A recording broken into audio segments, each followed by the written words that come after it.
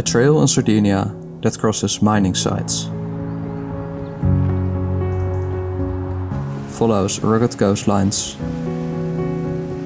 leads through quiet forests, and passes through abandoned villages.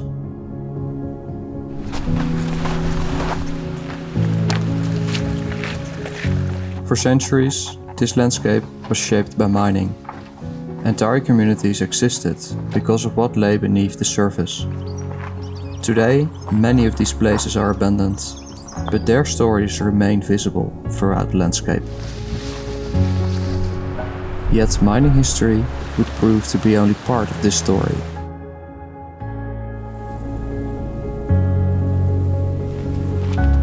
I traveled to Italy, to the island of Sardinia, where a 500-kilometer trail now links these places together and follows a route left behind by the miners. I wanted to see where those paths would lead. For 3.5 weeks, they would take me through a region I knew almost nothing about. To fit the trail into the time I had available, I would walk the entire trail in one go, without taking rest days. I was curious what else the trail had to offer, and what I would discover along the way.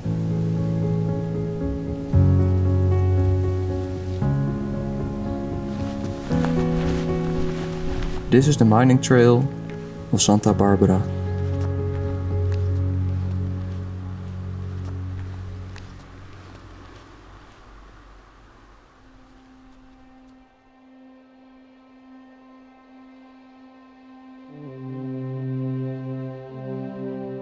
The medieval town of Iglesias marked the start of my hike. The historic town felt welcoming. Its narrow streets, houses in warm and rich colors, and old buildings.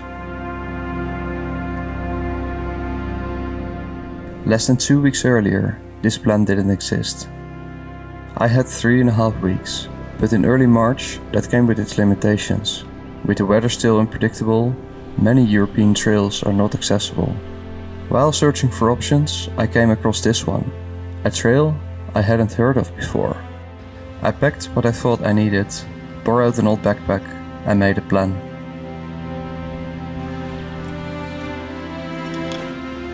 Before setting out, I attached the ribbon of the trail, making it feel official. I picked it up the day before, together with a booklet describing the route. This was the first time I had a visual token of the trail.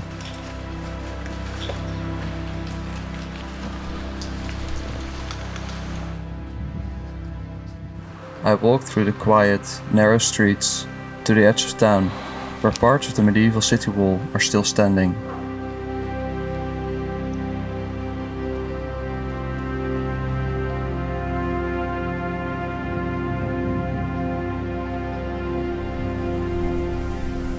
As soon as I exited the city, I stepped into nature. The city walls forming a dividing line between houses and trees on the other side. I had expected a much drier landscape, not as green as this. For the next 3.5 weeks, I would walk the Cammino Minerario di Santa Barbara, or as the locals called it, the Cammino, and the people along the way would wish me a bon Cammino. It felt fitting that those same words were inscribed on the pillars, welcoming me onto the trail. The trail is divided into 30 stages, each between 10 and 25 kilometers, depending on the terrain and where you can stay overnight. I only had 25 days, so I would have to combine stages. The first 5 stages would take me to the rugged coastline of southwest Sardinia. Along the way, I would pass countless mining sites, ranging from small remains to large industrial complexes, and the trail would lead me along and sometimes through the mining sites. Before setting out, it is hard to know how easy a trail will be to follow. But from the beginning, this one gave me a good impression. At every crossing, signs pointed the way, marked in blue and yellow, the colors of the Cammino. Most times I could already spot the next marker before reaching a crossing. No need to stop or second guess.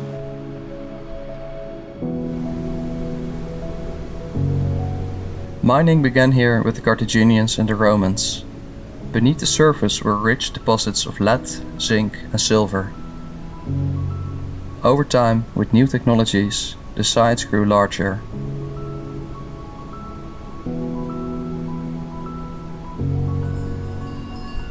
From far away, I could already hear the flock of sheep grazing on the green grass.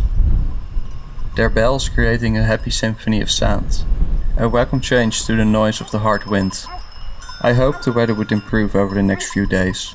A bit warmer and less windy would be nice. It was early March, so rain and lower temperatures still had to be expected. I followed the road to the entrance of the Montepone mines.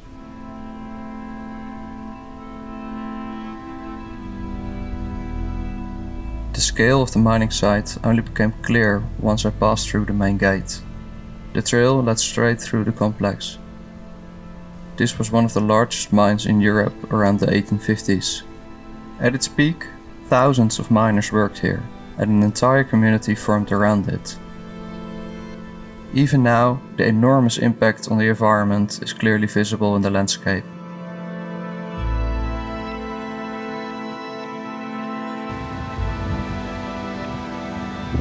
The site used to be a center of technological innovation.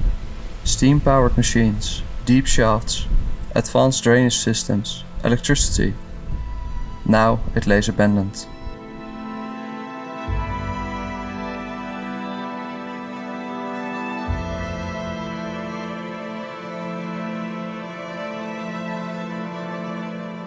I walked with mixed feelings through the site.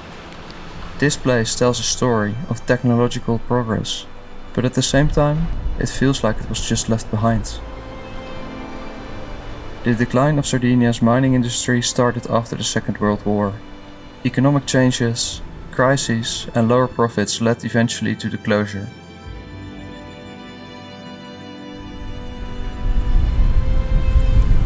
I realized how unique this trail is.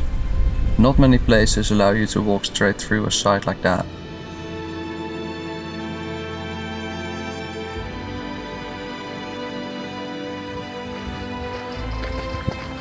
The Cammino is a pilgrimage route dedicated to Saint Barbara.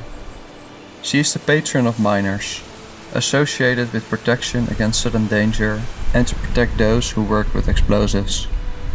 A lot of places in the area are dedicated to her.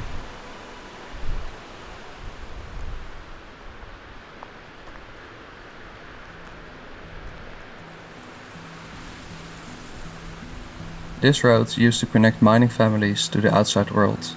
About 30 families used to live here.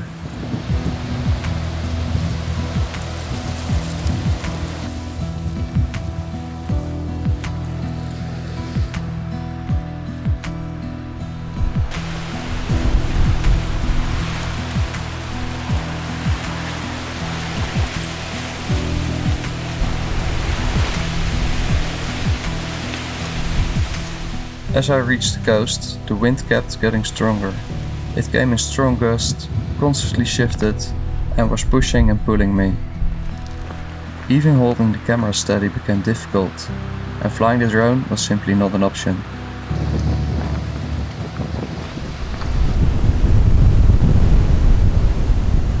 It's not often you get a second chance at a place like this, but after the hike I found my way back here on a calm and sunny day.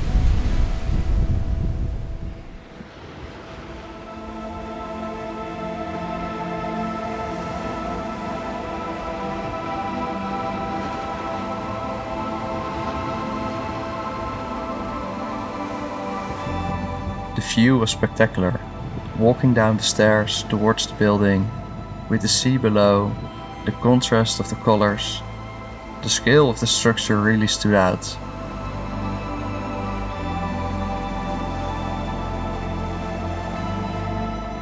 Inside the plant, raw material was crushed and mixed with water.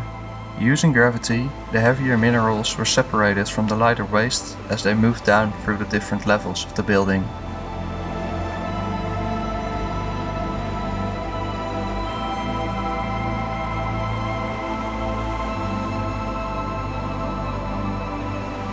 Even though the site's located by the sea, only small boats could be loaded here, due to the waves and the shallow water.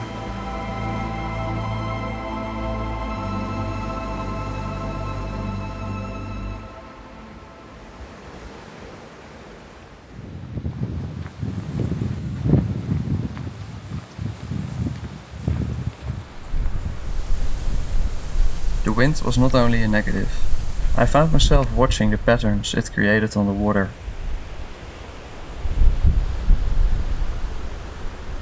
But it also made clear how difficult it must have been to load minerals onto small boats in these conditions. In 1924, that problem was solved with an impressive piece of engineering, Porto Flavia.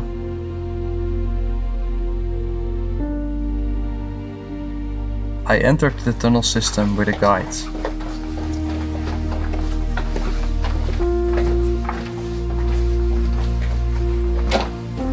Who showed me the tools of the construction and the natural caves along the way. Rainwater rich in calcium carbonate create stalactites.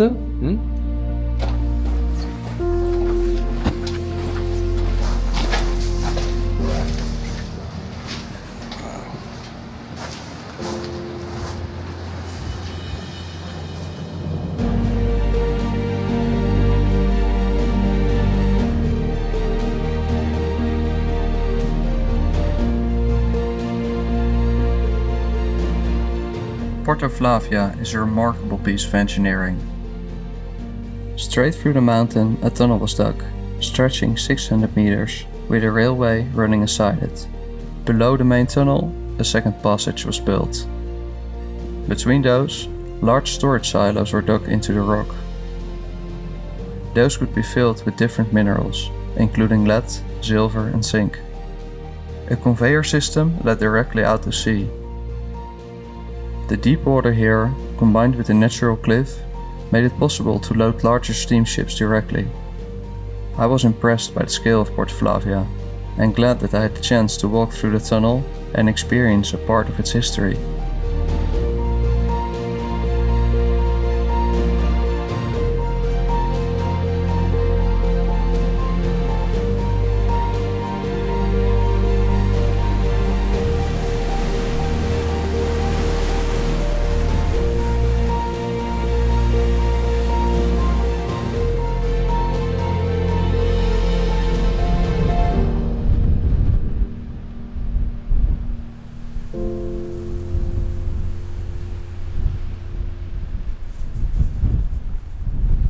It was time to climb.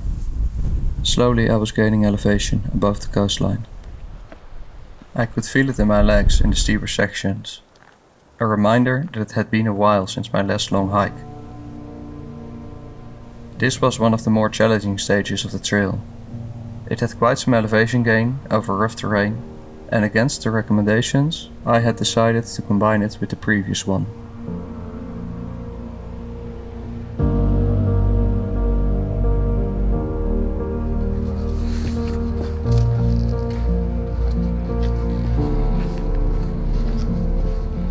The terrain was rocky, with sticky bushes that formed narrow passages, but the view of the sea and the cliffs below was a reward.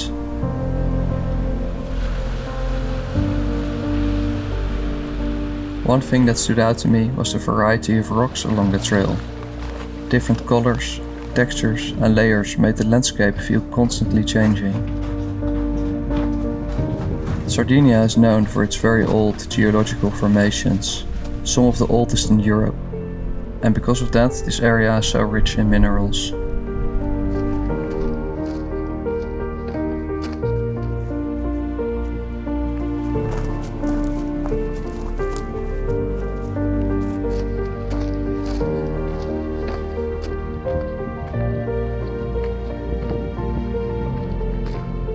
Along the way, I would pass through small towns and villages. In local supermarkets or bakeries, I would buy lunch and snacks for the day ahead. A few stages required food for 2 days. One thing I had to keep in mind was timing. Many of the smaller shops were only open for a few hours in the morning and again in the evening. The bread stood out, fresh, tasty and a wide selection. The Sardinians have a good reason to be proud of their bread. The exquisite... yeah. Communication came often down to simple gestures, but it worked. As a hiker, these shops were essential for resupplying. They were basic, but everything I needed was there. But more than that, they seemed to play an important role in small town community.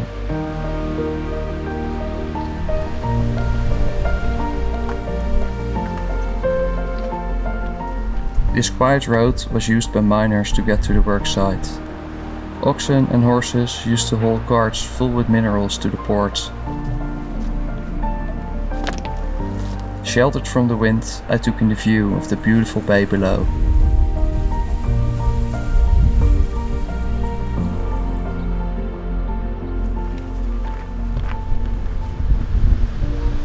The wind returned in full force as I reached the pass. Strong gusts blowing sand and dust into my face.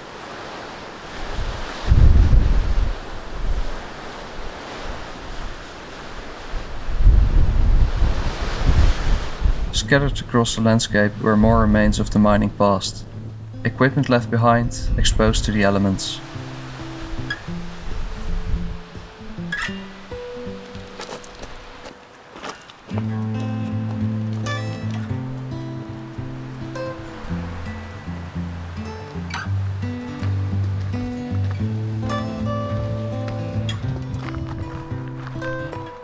Normally, I would hike with a tent, but on Sardinia, wild camping is not allowed. There were places to stay at the end of each stage. Bed and breakfast, small hotels that were supporting the trail, offering rooms with breakfast at a fixed price for hikers. Not camping was a different way of traveling for me, but one I was curious to try.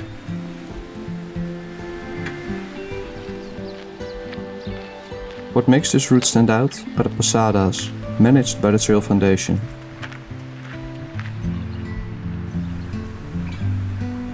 This former hotel had become one of the posadas. The elderly owner, ready to retire, had made it available to the foundation as a place for hikers to stay. I met one of the trail volunteers there, who showed me around and explained me how everything worked, before leaving me on my own.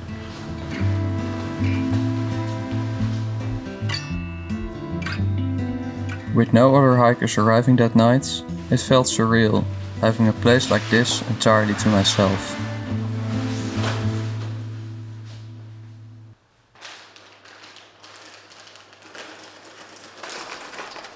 With no shops nearby, the foundation had stocked the kitchen with basic supplies, everything needed for a good meal.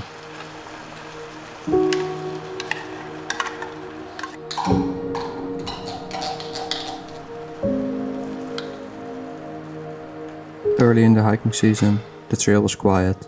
There was only a few hikers out there, but they were spread out over the route, which meant that I would be hiking most of it alone.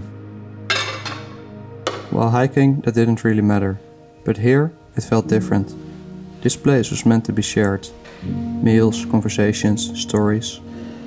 Instead, it was just me, a quiet moment and a good meal.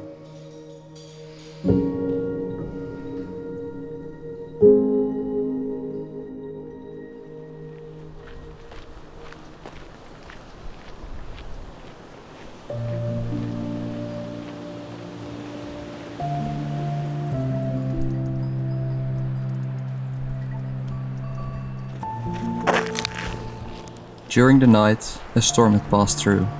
Heavy rain, and at some point even the power went out. But the forecast promised better weather ahead.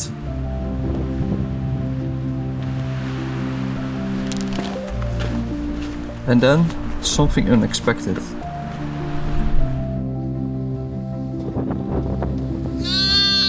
A small lamb. There was no flock in sight, and it was barely steady on its feet.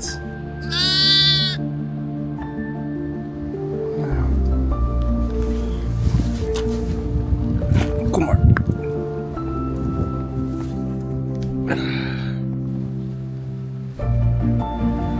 Let's try to find your mother.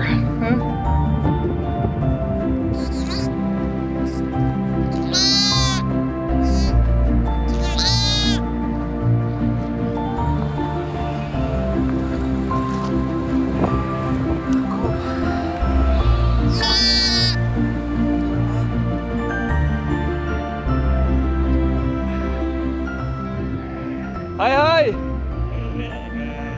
I found him all the way up there!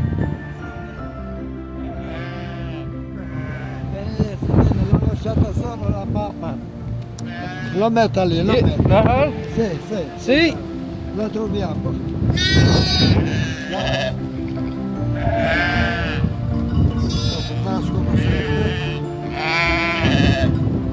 I really hoped the mother was among those sheep. I did all I could, and that felt right.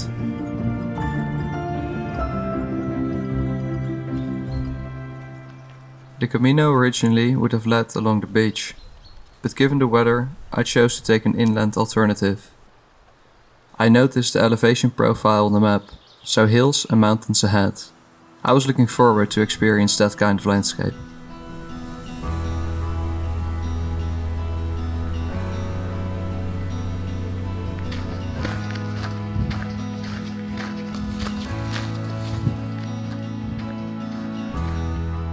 The winding roads led from one mining village to another.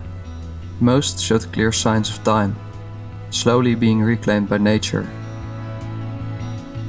But then I came across this building, imposing, restored and fully maintained. A clear sign of the wealth and the status the owners of the mines used to have.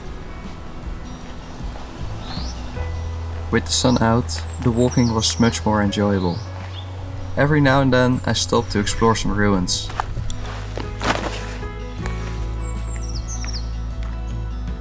From here, miners would be lowered underground, deep below the surface.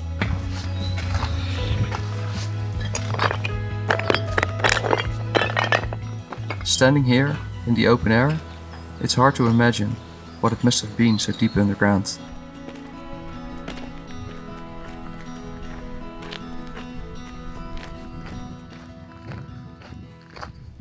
The scale of these mines was remarkable to me, but what stayed with me were some of the stories, especially one about an accident that took place in this area in 1871. 11 women lost their lives when a large water tank, used for washing minerals, gave way above them. Most of them were very young, under the age of 15. The youngest were only 10 years old. In the end, no one in the mining management was held responsible. It reflects the reality of the mining at that time.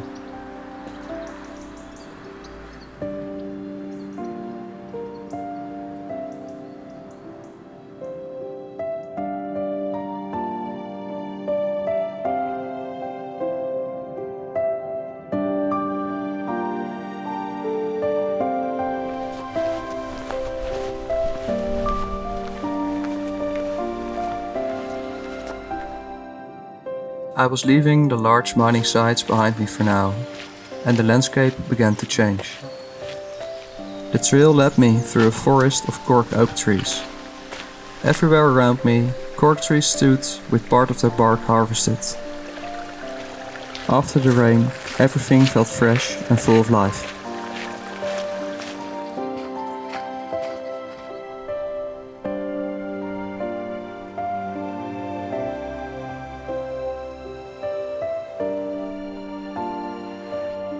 This felt like a perfect place for a lunch stop.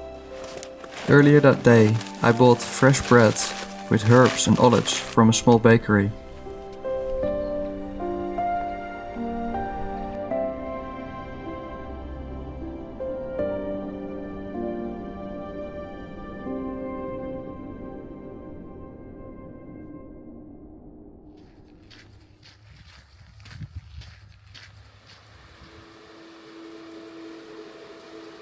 It was a wet spring this year, so I was not surprised that seasonal streams were full of water. After checking the stream, I figured out there wouldn't be a way to get to the other side with dry feet. In theory, I could have walked a few extra kilometers on an asphalt road and crossing using a bridge, but I wanted to cross here I saw it as a challenge.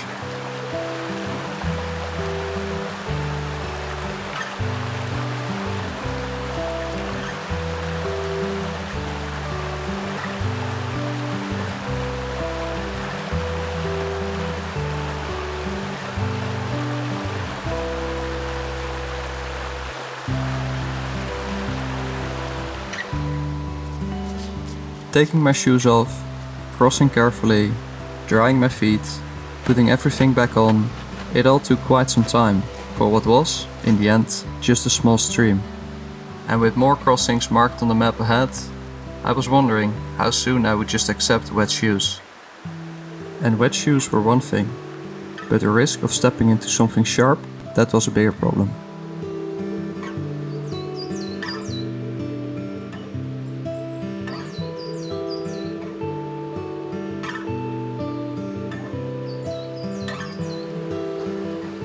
And indeed, not much further, there was another stream.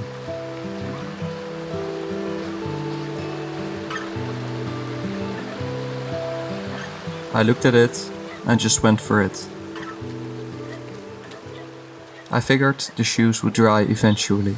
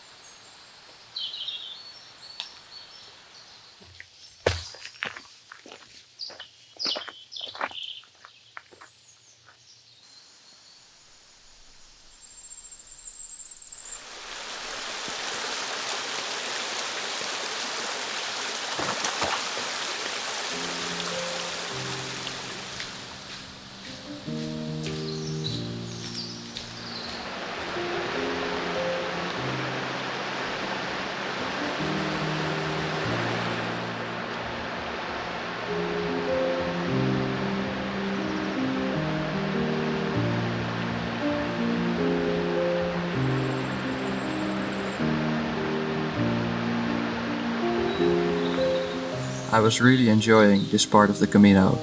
Quiet forest roads, small winding trails, and the constant sound of birds in the trees.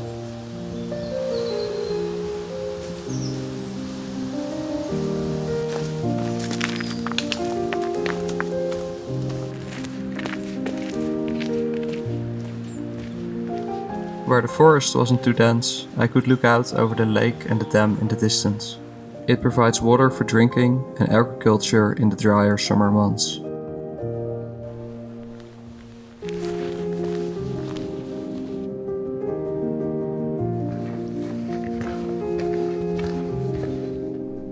On the way, I passed an abundance of small wildlife. Everywhere around me moved things through the grass, bushes, and across the trail. My favorite, the dung beetle.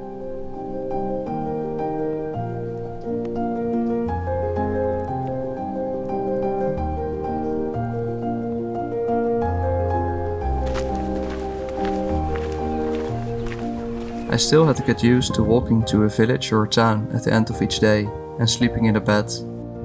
A totally different experience than I was used to. There were citrus trees everywhere in this area. While taking a break, I was observing compost being spread out in an orchard. When the owner noticed me, he came over. Questi orange, Okay, questi mandarini. mandarini.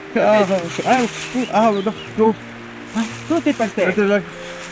Ma cominci da adesso, apri e mangi, apri e mangi. Quando fai finito, Okay, like. dai, prendili, Nee. prendili tutti. Nee, this is not. Thank you. This is. Grazie, Questi, grazie. no, questi adesso li mangi. Okay, man. Okay. Cosa è molto pesante, fai. Yeah. E beh, la leghi, e poi ogni tanto e mangi. Dai. No. This is more than enough. Grazie mille. Grazie a te. Okay. Buona giornata. Grazie.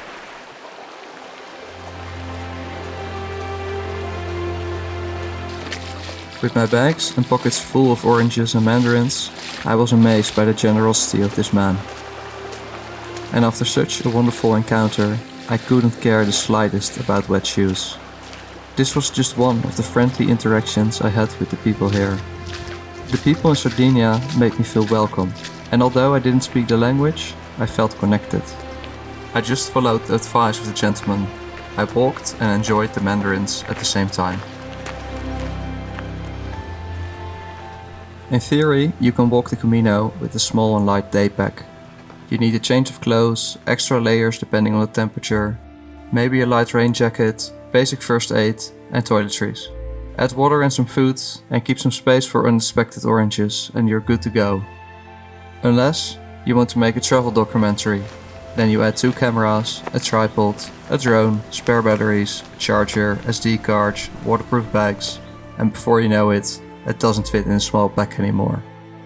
I reckoned more than half of the weight was equipment to capture these moments.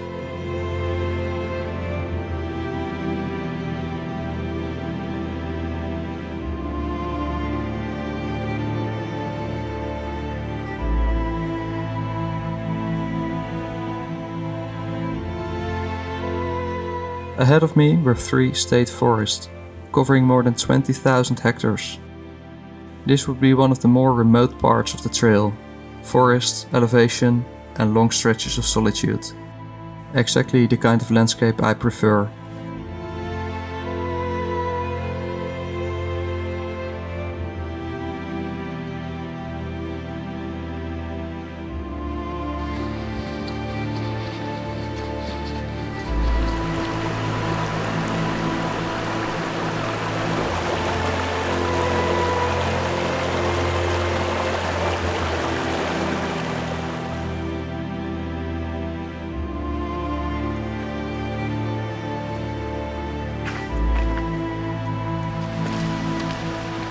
Hidden deep within the forest was the posada of Monte Manu. Even before entering, I already liked this place. Surrounded by trees, the small buildings with their wooden shutters and their red tiled roofs blended naturally into the landscape.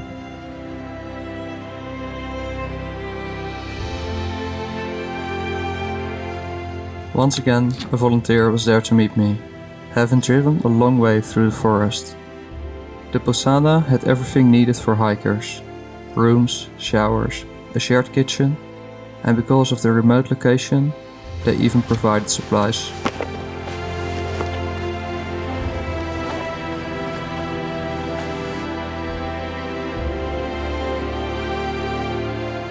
At the end of each stage, there was one final task.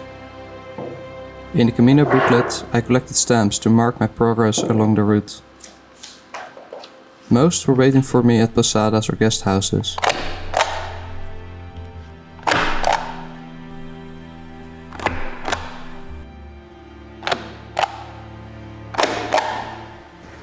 While others had to be picked up in shops or museums in villages along the way.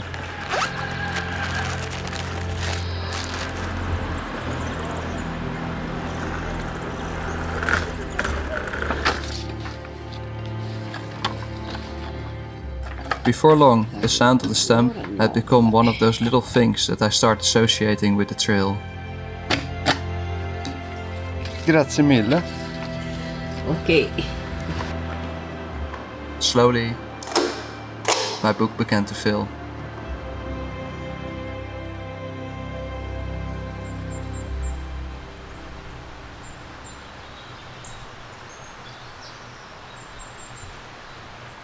By morning, my shoes had dried again, and I set off into another day of hiking through the green interior of Sardinia.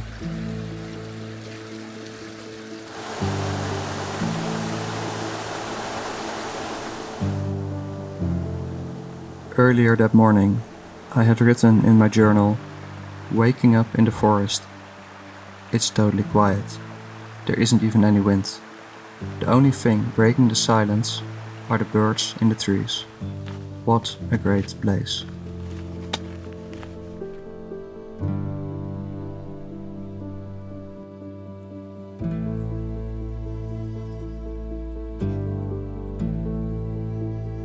The trail constantly shifted between landscapes.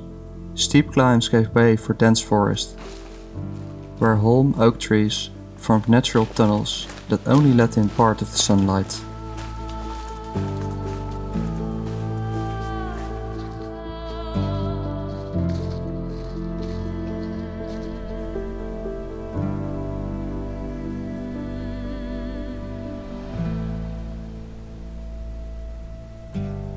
While in other places, I walked on exposed ridges with wide open views.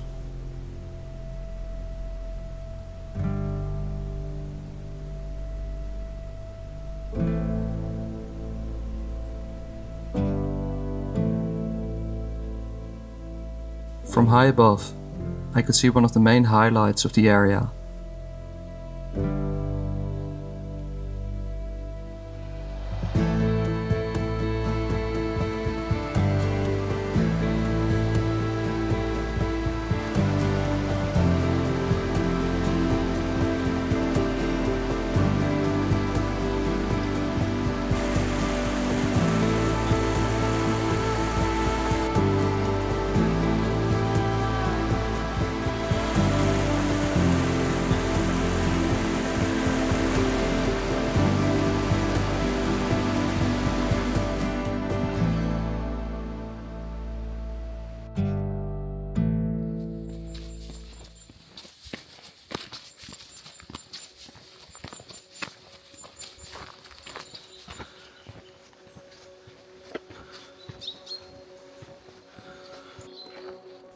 The previous night, I stayed in the posada in this abandoned village. Many of the old buildings have been left to collapse over time.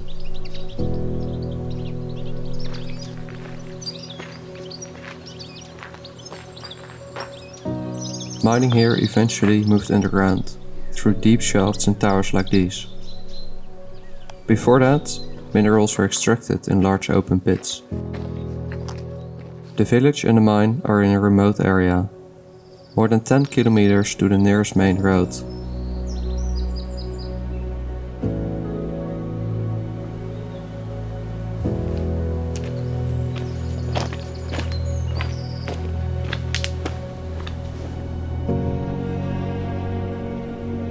Heavy rain kept falling during the nights. Luckily, during daytime, it mostly was limited to short showers. Clouds still covered the top of the mountains, but the first signs of spring were starting to appear along the trail, even here at the higher elevations.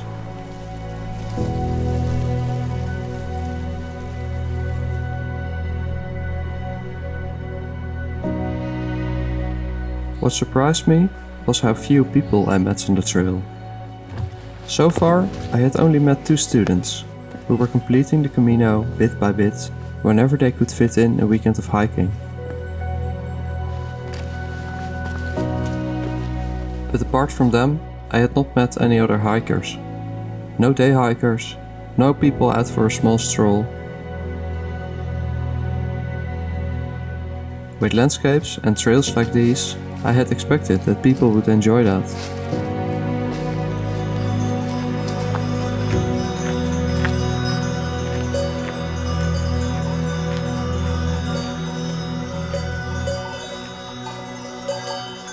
Archaeological findings suggest that this area has been important for mining as far back as the Bronze Age, long before the Carthaginians and later the Romans arrived in Sardinia in search of metals.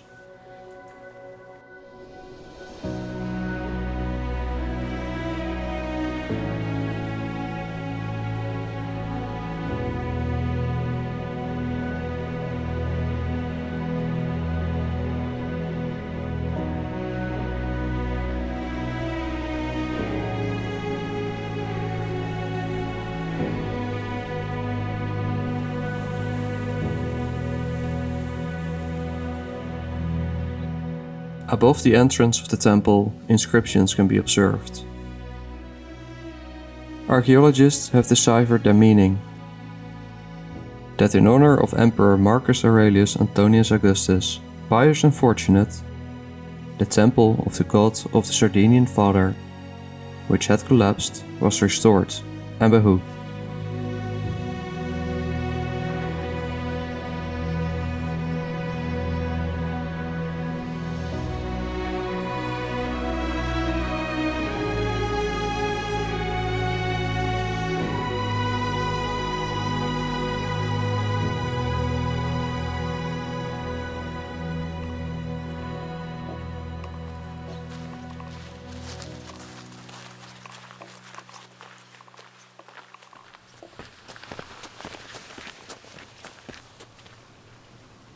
Once again, I was combining 2 stages into a single day. I would walk nearly 30 kilometers, with over 1000 meters of elevation gain. By this point, I had been hiking for 10 days straight, and knowing there were still another 2 weeks ahead made me wonder how my body would hold up over time. But so far, aside from a few blisters, things were holding up well. There was always something to see along the way, and enough reasons to take a break.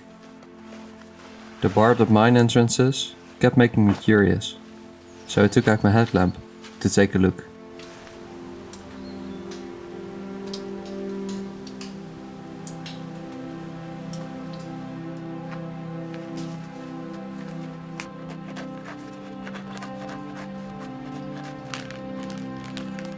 Sitting there for lunch, I wondered if miners had once done the same, and I wished I could go into those tunnels to get an idea of that world.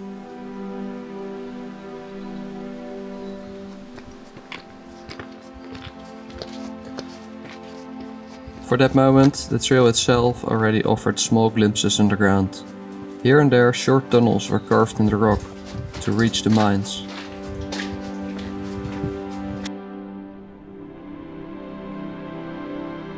But a more impressive passage was waiting.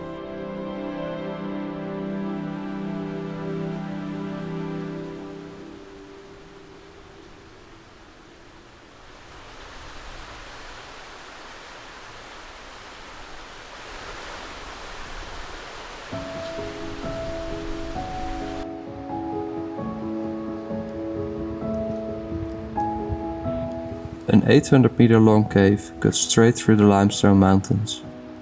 It's so spacious that vehicles once used to pass here. Today, it's part of the trail.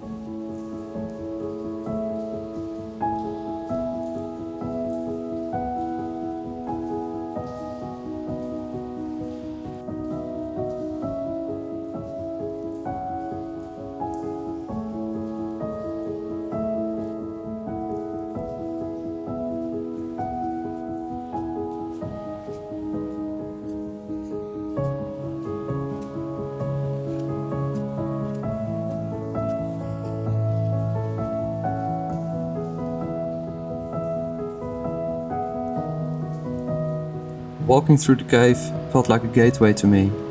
I was leaving the quiet forests and mountains behind, and the landscape was opening to farms and villages.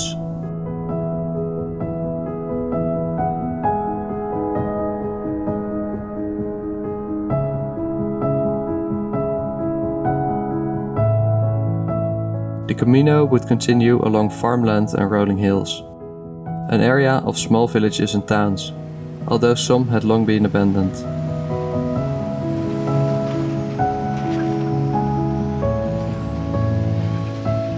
Along the way, there would be archaeological sites, old churches, and of course more mining history. A section with much to offer.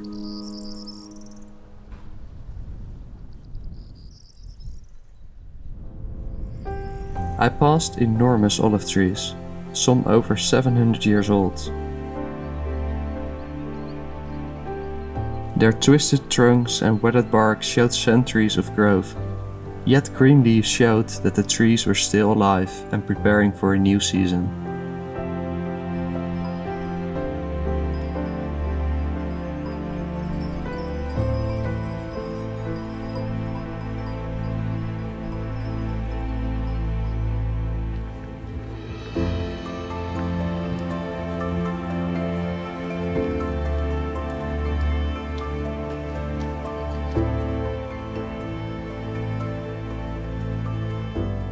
Overlooking the valley sat another abandoned village.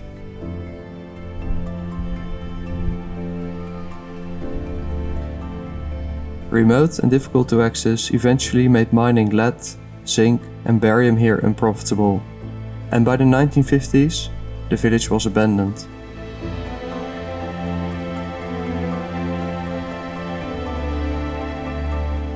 It felt like people had packed and left from one day to the other. Unfortunately, there's no posada here at the moment. I could not help to imagine how perfect this place would be for hikers. A few restored buildings, sit outside, enjoy food and overlook the beautiful valley.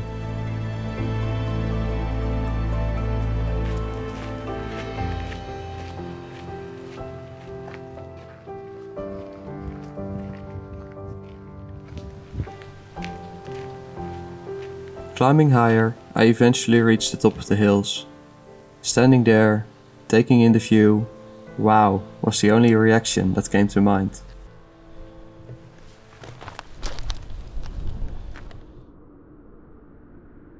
Finally, I got the opportunity to go inside one of the mines. The Santa Barbara tunnel is the only accessible part remaining open. The diagram already shows the scale of the mine. With tunnels and levels, it spreads out like a maze under the surface. Time to enter. Since it was early in the tourist season, I ended up exploring one-on-one with a guide.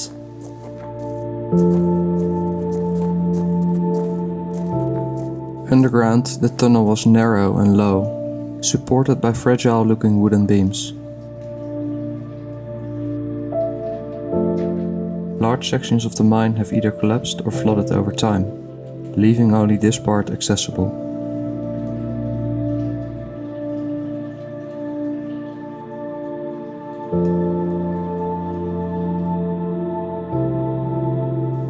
My guide explained how wooden support structures were built to prevent cave-ins in unstable rock. Wooden beams were carved into shape and hammered into place. Under normal light, the traces of mineral were difficult to see, but in UV light, they glowed colorfully.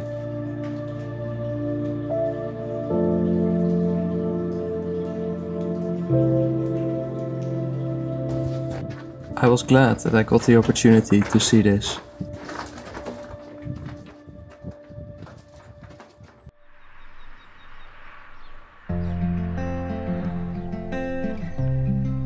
Emerging from the dark tunnel into blooming trees and flowers created a remarkable contrast. Here, at lower elevations, spring was fully underway.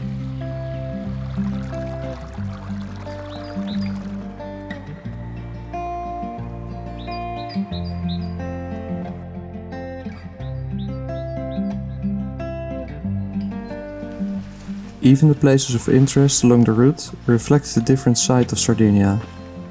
One of them was this sacred well from the 11th century BC.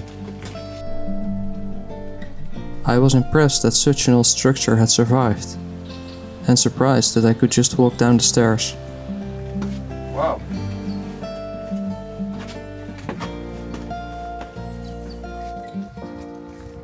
This section of the Cammino mixed trails with road walking, giving my legs and feet a bit of relief after days of constant elevation changes. On another hill stood an old Byzantine church. It's unknown when it was built, but it was first mentioned in documents from 1560. The dome collapsed in 1909, before it was restored 80 years later. Unfortunately, though understandably, the church itself was locked.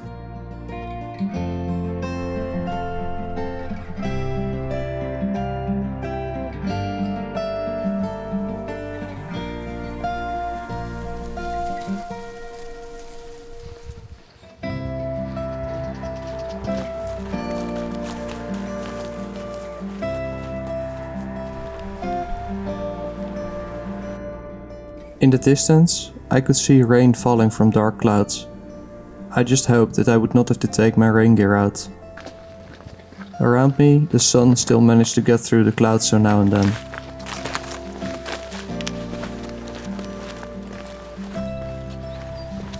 Walking straight through a field of wildflowers, I even had to double check the app to make sure that I was still on the trail. But yes, this was the Cammino, straight through a field of flowers. How nice.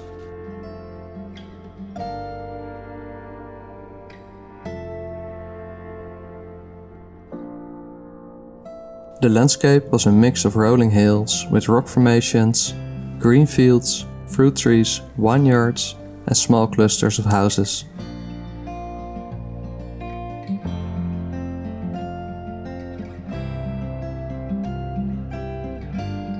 That evening I was heading to a larger town. 2 weeks into my hike, it was time to celebrate with a proper meal in a restaurant. My host recommended a good restaurant and kindly called ahead to book a table. Such a nice gesture.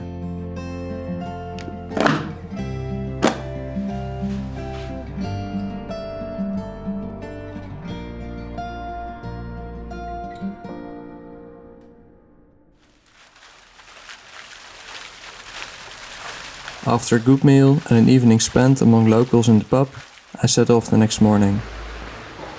Before leaving town, I stopped at a small fruit shop for some snacks.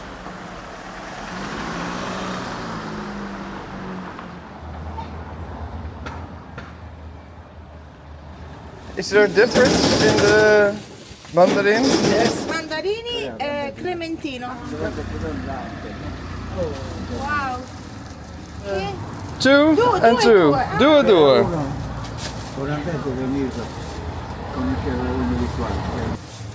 Grazie. Grazie. While exiting the shop, the owner called me back. I also had to try the other variants. Grazie mille. With a backpack full of citrus fruits, I felt blessed by the generosity of the Sardinians.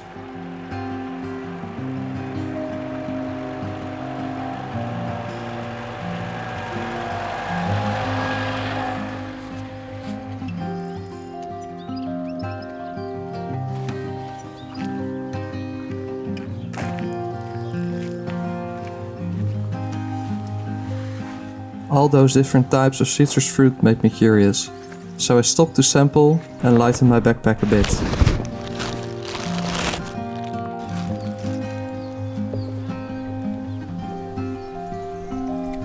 The one I liked the most? It must have been a cross between a mandarin and a blood orange. Very delicious.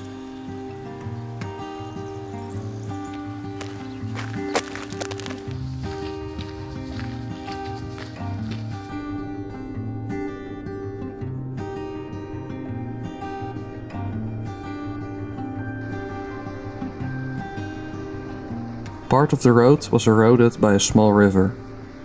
I assumed it would have happened with heavier rainfall in the winter.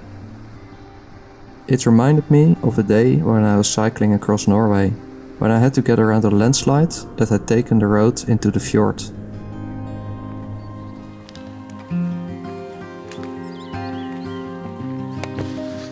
I climbed the final significant elevation of the Cammino. By now, life on the trail had settled into a rhythm. Wake up, eat a simple breakfast, fill my camelback with 3 liters of water and start walking. Carrying enough water is important. Refills are limited and old mining pollution still affects a lot of streams. Sometimes I still ended up with walking the final kilometers without water. Not a big problem in this mild weather, but in summer that could have been a problem.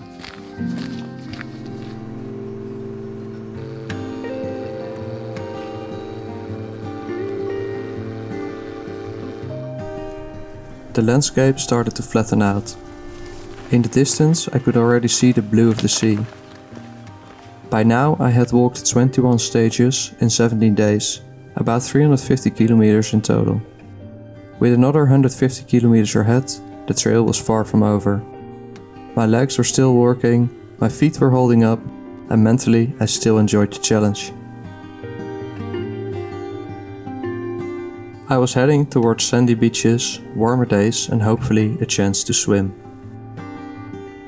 The route would lead me to Sant'Antioco, an island connected to Sardinia, one of the oldest inhabited places in the region.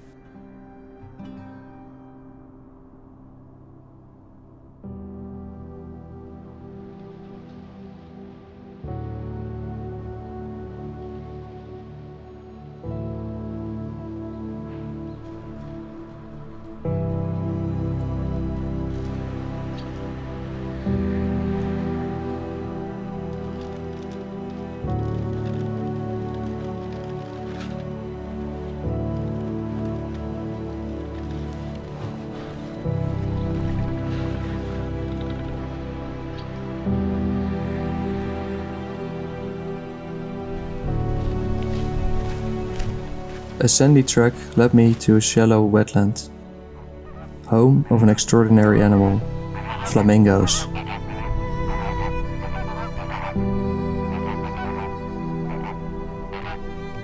This biodiverse landscape provided an ideal feeding ground for them and many other water birds.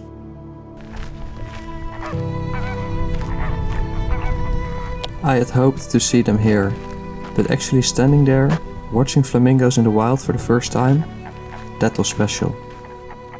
Their shapes, colors and even their calls, it made me stop to take it all in. I was losing track of time by being in the moment.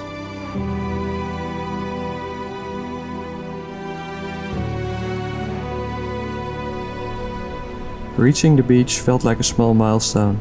After so many days walking inland, stepping onto the white sand and seeing the sea again felt rewarding. I could not wait to take my shoes off. My feet were sensitive and tender from all the walking, and I could not wait to let them sink into the cold water. That incredible feeling of cool seawater and the shifting sand beneath my feet.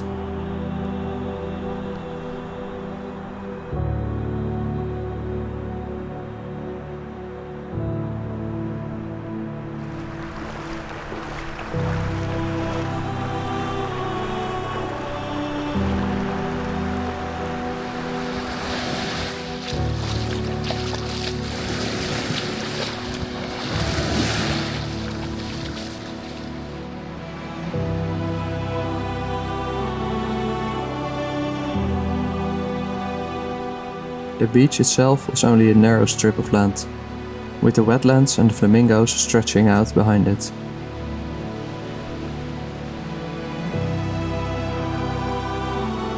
I would have loved to stay longer and go for a swim, but I was already running late after spending so much time watching flamingos, and I did not want to keep the Posada volunteer waiting.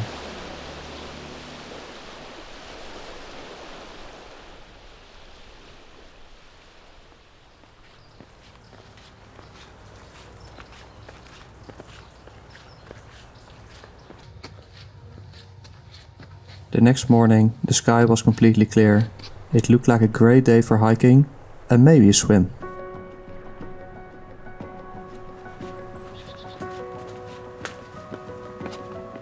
Overlooking the sea lay a series of old bunkers. Built shortly before the Second World War, they provided an excellent viewpoint.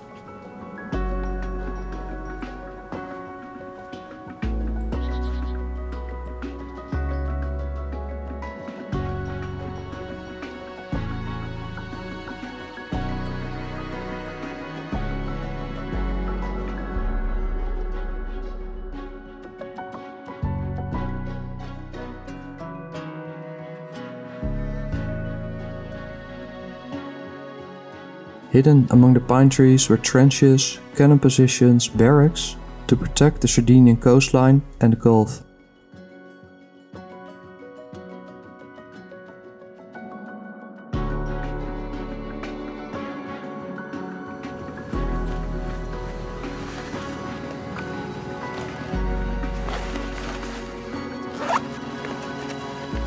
Naturally, I wanted to see what was hidden beneath the concrete.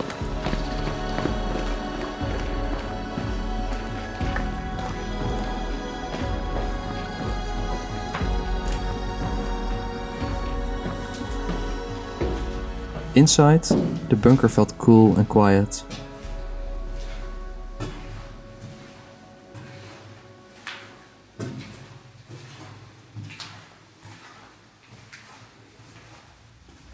This room might have been used to store explosives and ammunition, protected by thick double walls.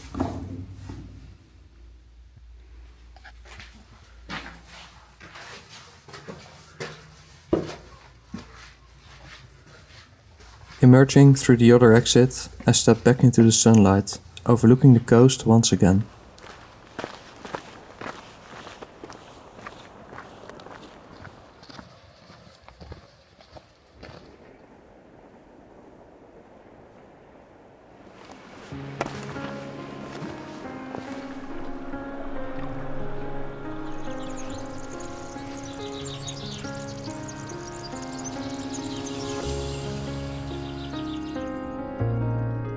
The Sardinian climate is excellent for grapes. Warm, dry summers, mild winters, a constant cooling breeze from the sea, a variety of soils, and their own types of grapes, all add to good conditions for wine production. Over the weeks, I had the opportunity to taste good quality wines.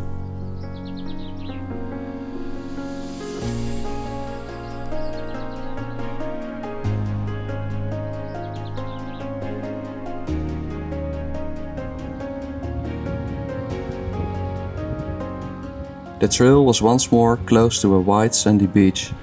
With the sun out and enough time, there was really only one thing to do.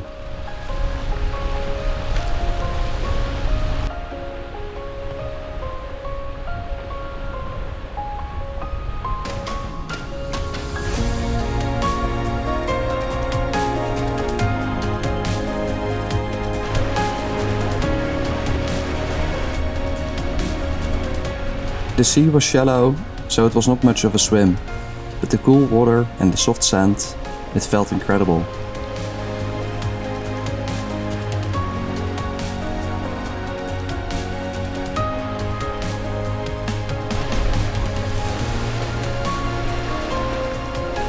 An idyllic white beach, only the calm sound of the waves.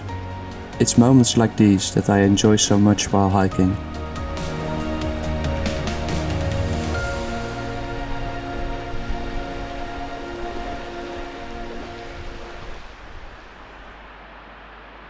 The highlights along the Cammino seem to follow each other up in rapid succession. At this point the route followed an old railroad line alongside the dam, overflowing with water. Another reminder on how much rain had fallen over the previous weeks.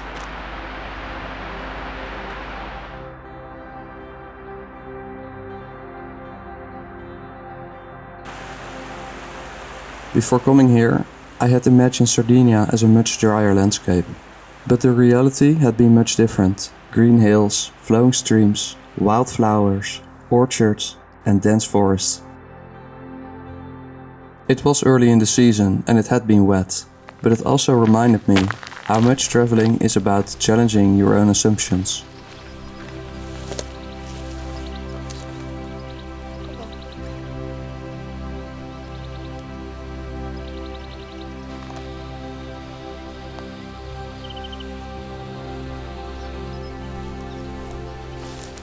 I thought Sardinia was just an Italian island, but walking here I discovered that it's a place on its own. An island with its own culture and identity, a long history and its own language. The local people kept telling me that they were not just Italians. No, they were proud Sardinians.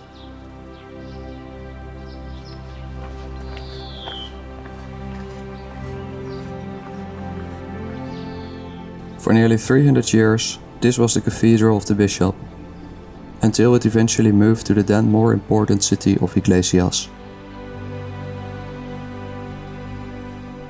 The town had to be abandoned after the construction of the dam I had passed earlier. Water-related damages made the location unstable, and the settlement was relocated a kilometer further uphill. Today, many of the old buildings have been restored and kept as an historical site.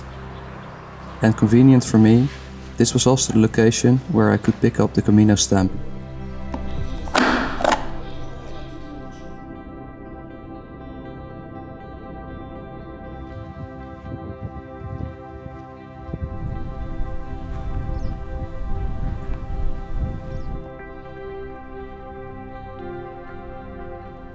Saltworks line the coast here for more than 20 kilometers.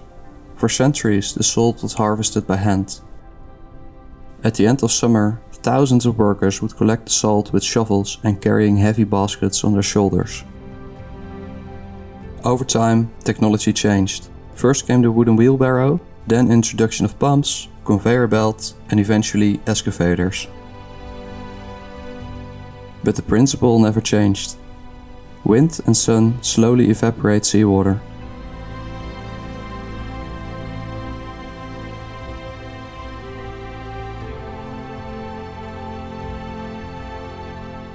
A heavy smell of warm seawater hung in the air around the saltworks. Walking along the narrow banks between the salt flats, I was surprised about the amount of wildflowers growing here.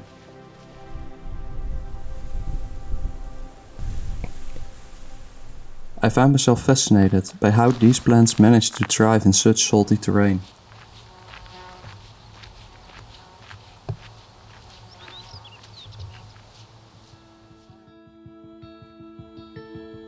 Colorful houses lined the waterfront, reflected in the calm water and creating a charming atmosphere.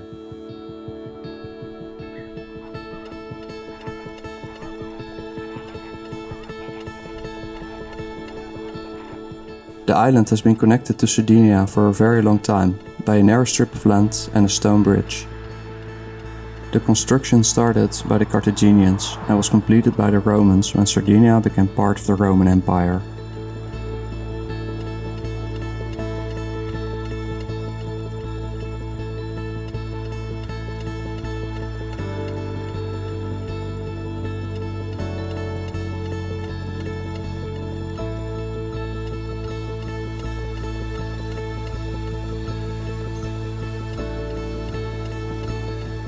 I quickly realized this would have been an excellent place for a rest day. The town immediately felt welcoming. Small streets, old churches, cafes, local life everywhere.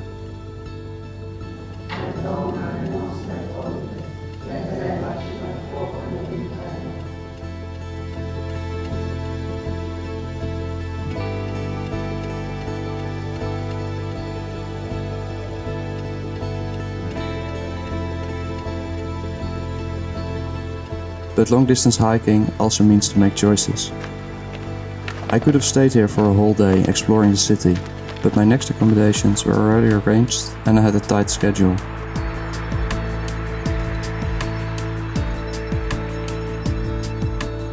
I explored some of the city in the limited time I had. I enjoyed pizza, drank some craft beers, and also went early to bed.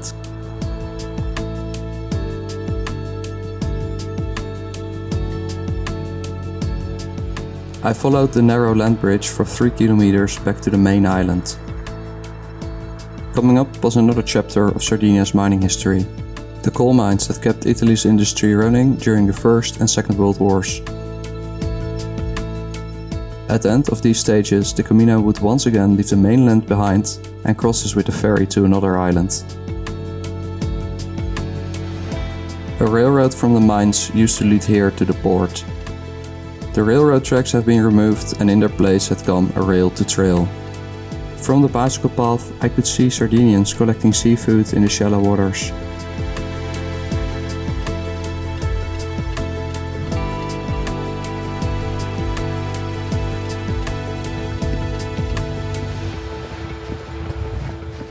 As a cyclist, I love rail-to-trails. But walking 23 kilometers parallel to a road, in the sun, with little shade, and not even a few benches, this was one of my least favorite parts of the Cammino.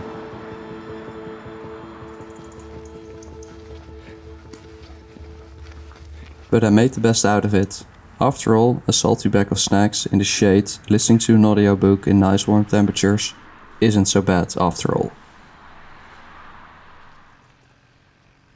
I was glad when I reached the end of the line.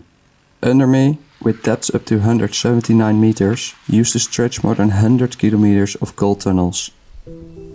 During the period of fascism and the Second World War, Italy heavily relied on domestic coal to power its industries.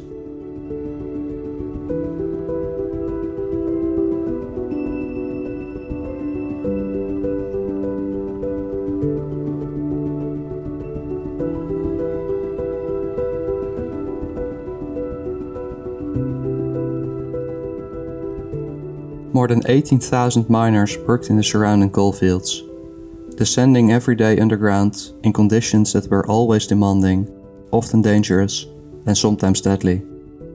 For many young men, the choice was between working in the mines or leaving for military service.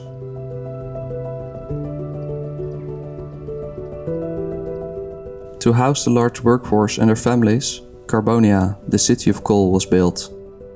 A structured urban planning project with residential blocks, parks, squares and tree-lined streets. In a few years, more than 45,000 people lived in Carbonia.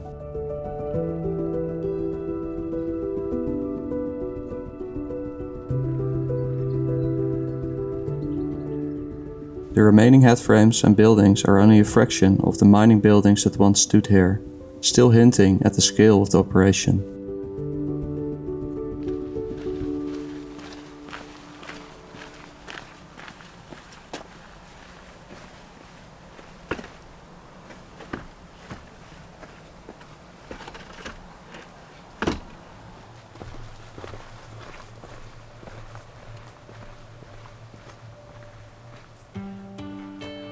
After the rail-to-trail section and the busy town, I was glad to be back outside.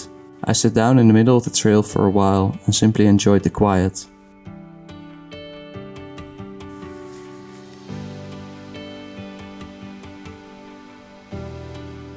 I think the Cammino is a decent trail, showing me Sardinia. It is well organized and with a fascinating history.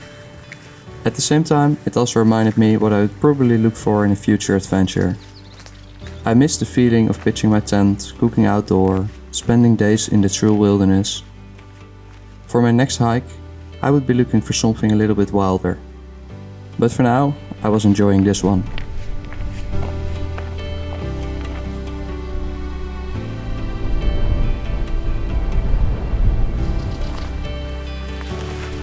The scent of flowers and wild herbs filled the air, while prickly bushes scratched my legs as I followed the narrow trail.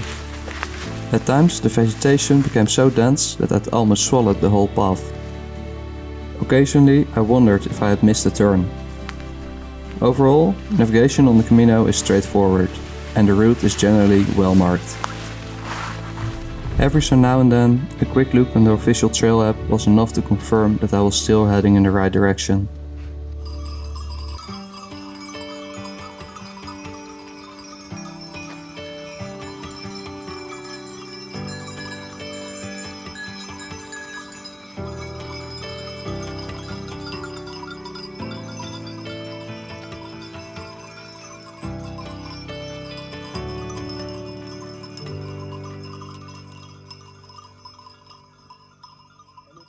Hey.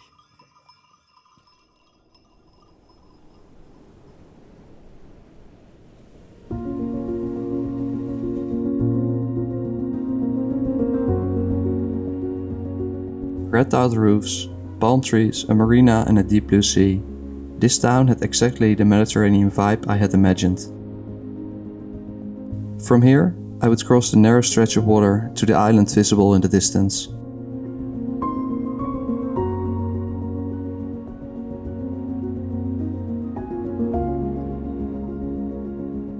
Since I would sleep in the same town again that evening, I left most of my gear behind, heading for the ferry with only the essentials in my backpack.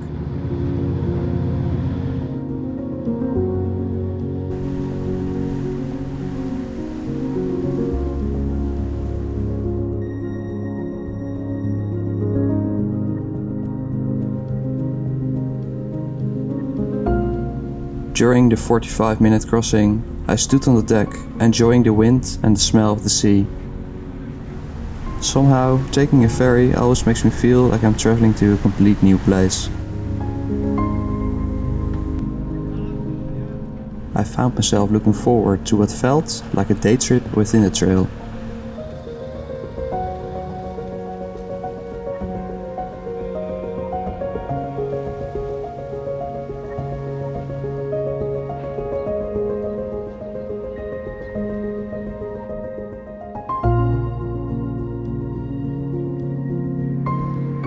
The Cammino normally crosses the entire island in 2 days.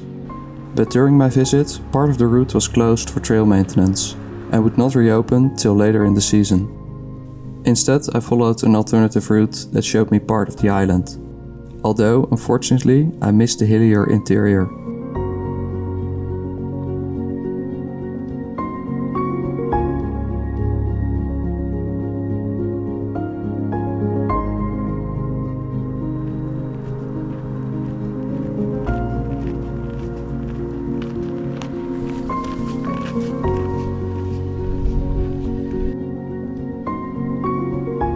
On the tip of the island stood a tuna processing factory. Bluefin tuna migrates into the Mediterranean every year to spawn, and for generations this movement has shaped part of the local economy. Besides the modern factory stood the remains of the old plant, showing how long back the industry goes.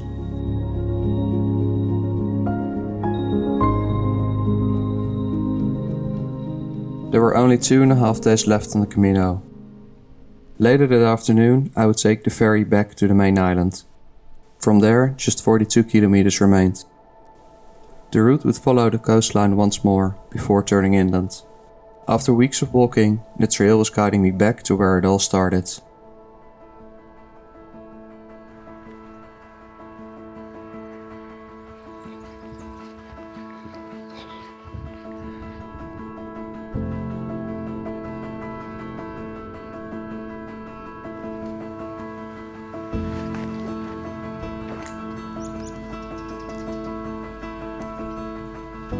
Sitting there, I found myself thinking what it actually takes to walk the Cammino.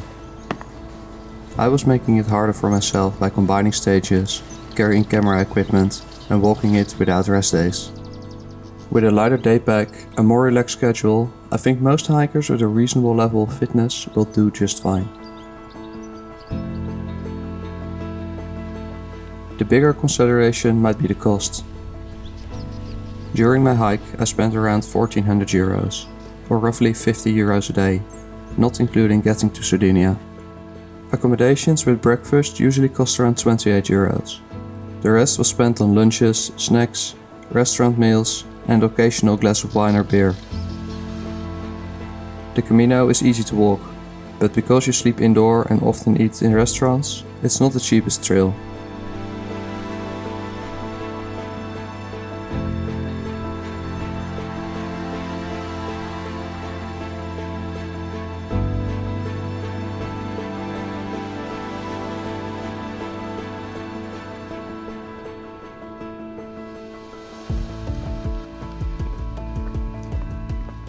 Before returning to town, I walked through the remains of the historic salt works. Like the larger salt works nearby, it relied on sun, wind and time.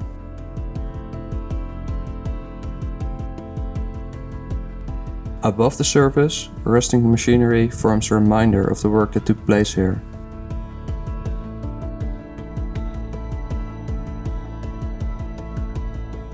Under the shallow water, the remains of the canals and banks are still clearly visible.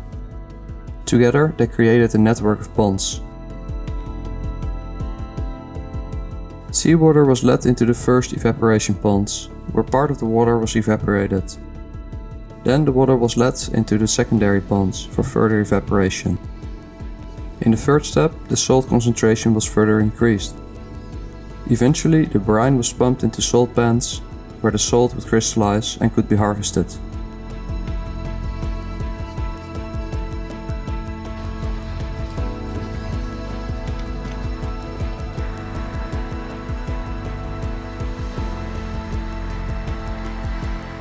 This island added an extra dimension to my hike. Different scenery, a ferry crossing and coastal roads made it stand apart from the rest of the trail. It was easy to imagine how much more the other sections could offer once the trail reopened.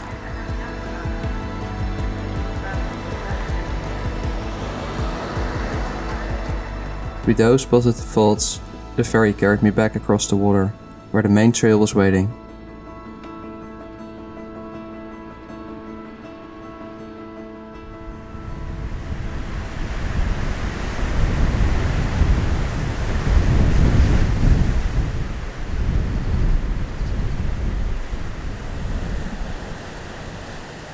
Overnight, the weather had changed completely.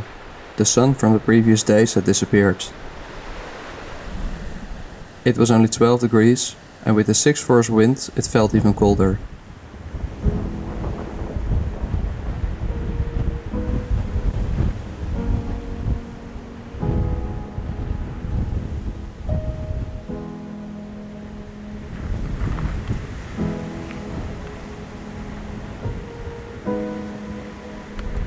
Sand and seawater were blowing across the coastline, reminding me of the first days on the trail. Not the best hiking weather, but at least it was dry. It was amusing how even the weather was coming full circle.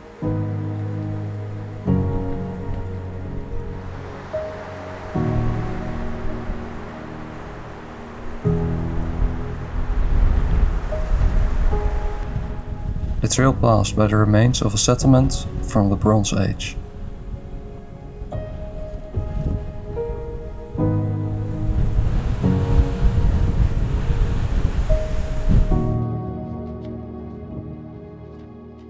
Normally when hiking, you only see a place once, but this was an exception, and I was able to revisit after my hike.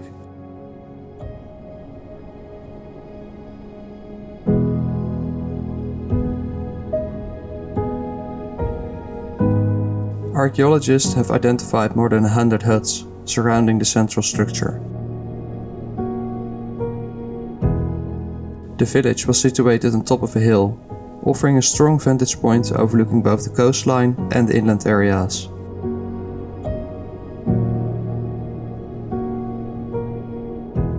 In the distance, I could see the rugged coastline from the first days and visualize the route to Porto Flavia. I located the familiar rock and sea and the steep climb into the hills. It was nice to recognize those places.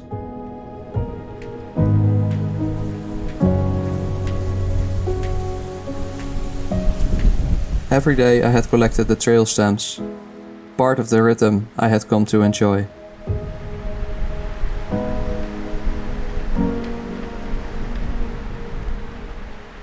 This bed and breakfast provided the final stamp.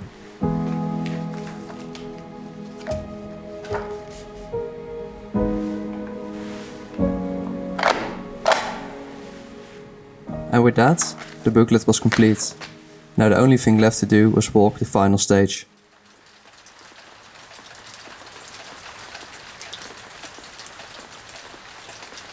It was a good thing I brought rain gear, because I was in for a wet day. Showers came and went throughout the day. There was little to do than keep walking and focus on the landscape around me.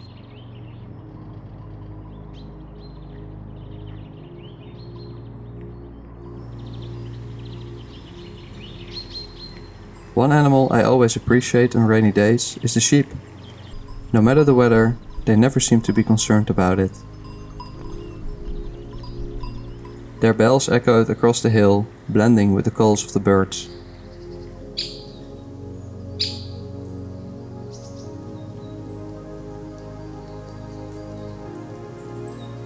I was enjoying the sounds and smells of the wet forest.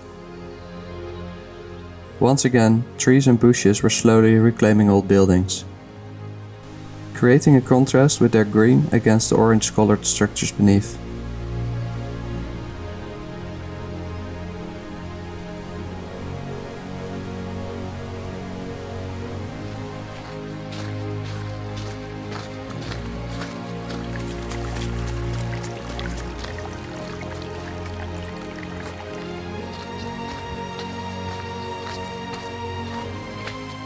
Appearing through the trees, the structure almost looked like a castle from another era. In reality, it was a mineshaft, housing the machinery to bring the ore to the surface. With the rain picking up again, I did not stay long, but it was one of the more unique mining structures I encountered. And then a familiar view, the large mining complex of the first day.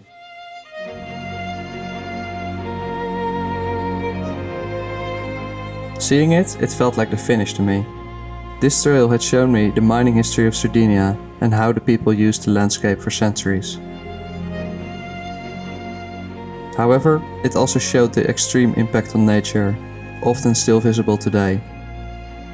Fortunately, I also saw the signs of nature returning to those abandoned places. Yet this hike was much more than that. It was also about the kindness of the people I met. Their generosity accompanied me throughout the journey, often in unexpected ways. I was also grateful for the people who maintained this trail and preserved the stories of the mines, making them accessible through a journey across the landscape itself.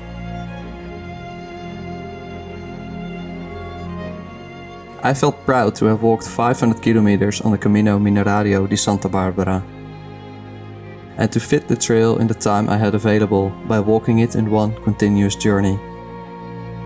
I was glad that my feet carried me all the way to the finish with nothing more than a few small blisters. But there was one more stop to make. I was heading to the Cammino trail office. There's a special souvenir for those hikers who complete the entire route, and after weeks of walking, I was curious to see it for myself.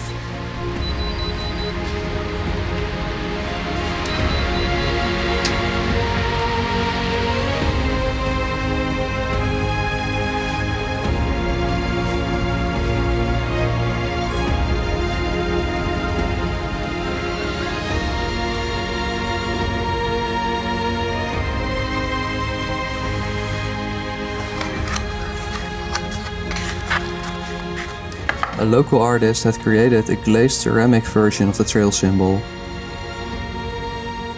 I was taking home a physical reminder of the many stories, places and experiences of my trip on the Cammino.